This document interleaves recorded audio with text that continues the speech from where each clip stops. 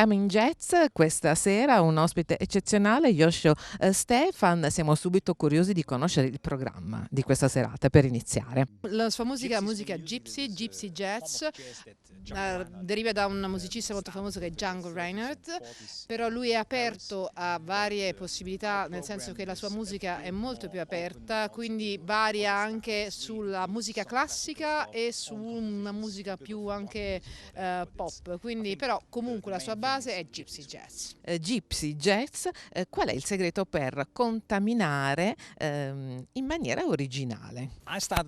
Lui ha iniziato a suonare la chitarra che aveva circa 6-7 anni, ha suonato la chitarra classica, poi verso i 12-13 ha cominciato a conoscere proprio la musica di Django Reinhardt, che forse è la musica che gli ha permesso forse di fare proprio quel passaggio, e quindi attraverso questa conoscenza di questa musica ha capito che con la chitarra poteva suonare anche una musica non solo classica ma diversa e fare questo tipo di contaminazione. Tu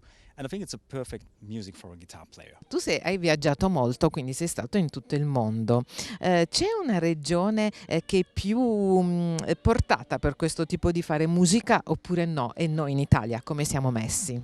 It's funny because we played this kind of music all over the world, and I would say Lui ha viaggiato molto, pensa che comunque la Francia, in particolar modo Parigi, dove Django Reinhardt è comunque nato, sia il posto dove potrebbe essere sicuramente più conosciuto, ma anche la Polonia. Lui pensa che comunque questo tipo di musica non è tanto il luogo, ma il fatto che lo swing di questa musica e quindi proprio il ritmo di questa musica trascini le persone, quindi la può trasportare in un ritmo allegro o in un ritmo triste a seconda dello spirito o del sentimento del momento che vive la persona, e quindi in Italia lui si sente comunque bene da questo punto di vista. Since a few years here some local players who play this kind of music. I know that Parliamo del brano a cui tu sei più legato per un motivo particolare, che magari racconta una storia, un'emozione particolare. Qual è? for sure I think one of the most important pieces that Django Reinhardt played. Come abbiamo già detto, lui ha cominciato con la musica di Django Reinhardt con Minus Wing, quindi è una canzone a cui è particolarmente legato, ma poi andando avanti lui fa anche comunque canzoni di Jimi Hendrix, quindi un tocco rock, sempre comunque rimane legato a questa musica originale, ma cambiando un po' e cercando poi di innovare, di rinnovarsi, perché quella è più una chitarra classica, e credo che lui come chitarrista è un chitarrista veramente portentoso. So after I would say 25 years that I play this style of music. Parliamo di cinema. Se dovessi commentare con il tuo tipo di fare musica un film in particolar modo, colonna sonora, che tipo di film sarebbe? Thriller, comico, d'amore, dramma?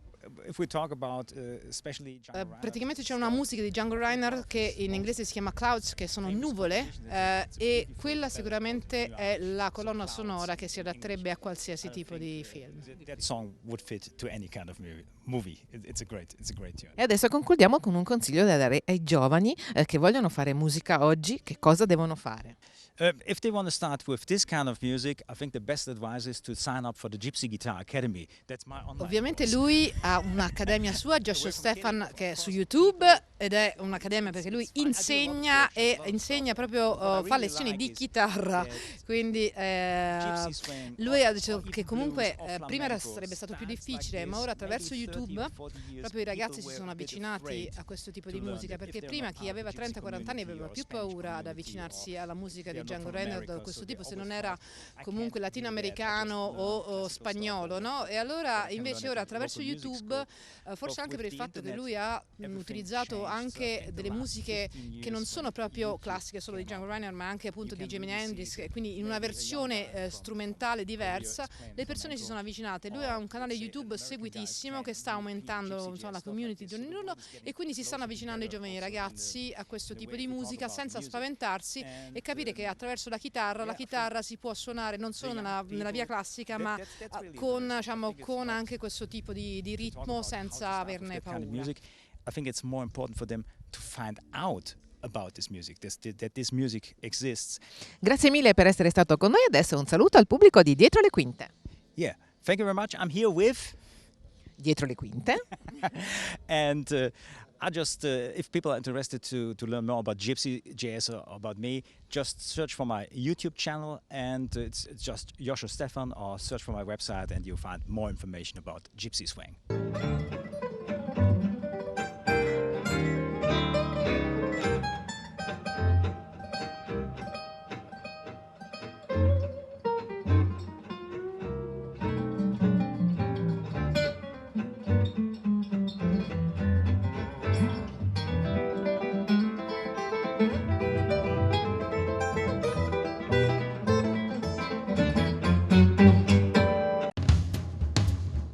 Extra Light qui con Antonello Costa, è un appuntamento dell'Eco Events. Che cosa c'è di nuovo in questo spettacolo, anche se siamo alla 52esima replica?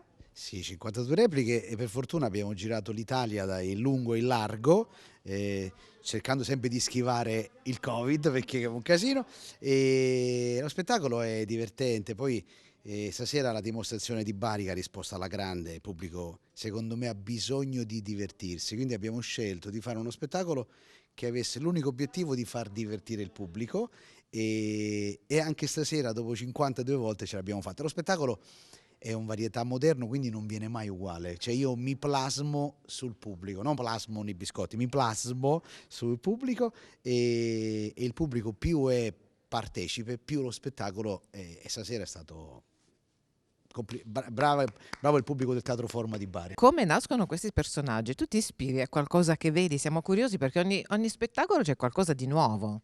Sì, per fortuna i personaggi, ancora le idee ci sono e vengono tanti personaggi.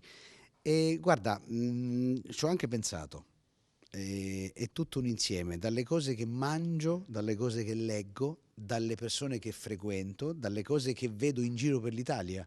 Questa sera abbiamo fatto Ahmed, che è un egiziano, perché insomma già l'Italia ha tantissimi che hanno il kebab, no?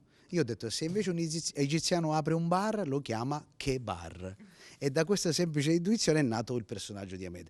L'Italia si modernizza, ci sono nuove figure lavorative e persone nuove, e quindi il comico deve stare al passo coi tempi, quindi è tutto un insieme. Però la cosa che mi piace sempre dire è che io mi diverto tantissimo a provare a far divertire il pubblico. Qual è la nuova trovata, il nuovo spettacolo? Adesso debutterai a Roma con questo nuovo spettacolo.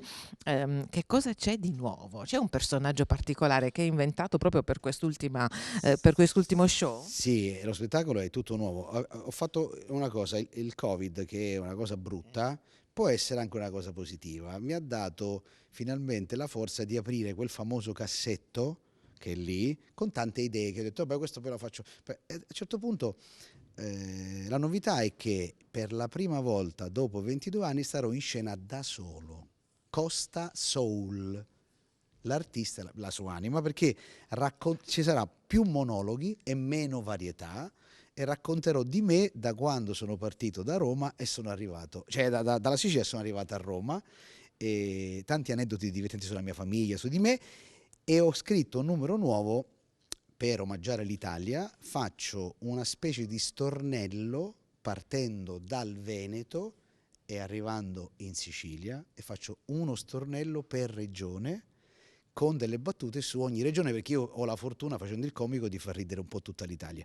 Quindi ho imparato un sacco di cose, come soprattutto in Puglia, ho imparato un sacco di cose, e le racconterò al pubblico per farlo divertire. È un numero che dura 15 minuti, e la prima volta suonerò la chitarra e canterò dal vivo. Però nella tua comicità c'è un rispetto della tradizione, perché ci sono delle macchiette rigorosamente tradizionali, però rivisitate. Come lavori in questo senso? E in questo spettacolo racconto della persona che nel 1992 mi ha, secondo me involontariamente, instradato su questa cosa qua. E lo dico chi è Ugo Porcelli. Ora molti diranno, chi è Ugo Porcelli? Ugo Porcelli è uno dei più grandi autori televisivi italiani, quello che ha fatto Alto Gradimento in Radio con Arbore, e quello che scriveva Quelli della notte e Indietro tutta con Renzo. Tra le moltissime cose. Io avevo 20 anni, ho fatto un provino dove c'era, lui non lo saprà, lui non lo sa, cioè, Ugo Porcelli non lo sa. Faccio il provino e faccio le imitazioni di Charlie Chaplin, di Michael Jackson e di Totò. E mi dice Ugo Porcelli, Antonello, guarda, adesso lo racconto uno spettacolo, sei la prima a cui lo dico. senti Antonello, tu sei acerbo, sei giovane, poi ti do un consiglio, se tu replichi qualcosa che esiste, sei un imitatore. Se tu invece prendi due di questi personaggi e li metti insieme, diventi un artista perché crei qualcosa che non c'era prima.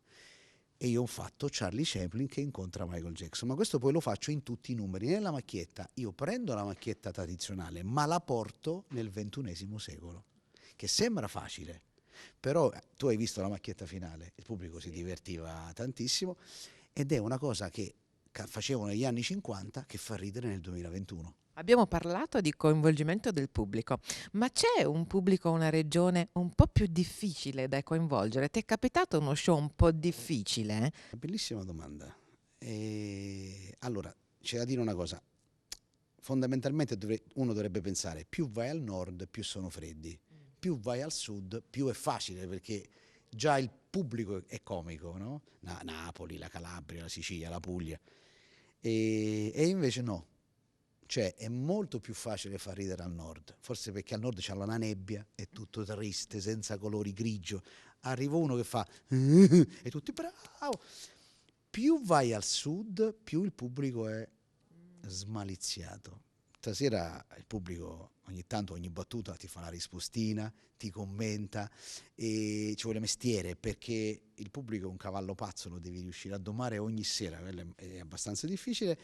Però io parlo Roma, Napoli, la Puglia, ma anche la Basilicata, l'altra sera ho fatto Moliterno, il pubblico si divertiva. Un pubblico più difficile, forse guarda, quel pubblico che sta nell'entroterra, perché chi sta sul mare è un po' più aperto, diciamo, invece chi sta in montagna è un po' più chiuso, forse quello, ma poco, poi li prendo dopo 2 o 3 minuti già si sciolgono. Certo. E invece il numero che funziona di più qual è? La macchietta, il numero, il personaggio inventato? Beh, calcola che io tutti i personaggi che faccio sono comunque inventati, quindi allora Don Antonino, che sarebbe questo qua, Che ti ha reso famosissimo. sì, ho fatto in televisione un sacco di volte. Don Antonino è quello che ha una comicità dirompente e rompe subito la quarta parete col pubblico e lo fa sentire protagonista dello spettacolo. L'arabo, per esempio, è uno che funziona 8 volte su 10, perché dove nel città dove faccio spettacolo non ci sono arabi, non riescono a capire la satira di quel personaggio e quindi ridono sulle battute, ma il sottotesto è perso. Però sì, va bene, cioè, a volte guarda, dico ora stasera qui questo personaggio spacca, lo faccio e il pubblico ride tiepide, poi dopo faccio un numero che di solito non fa ridere, il pubblico wow!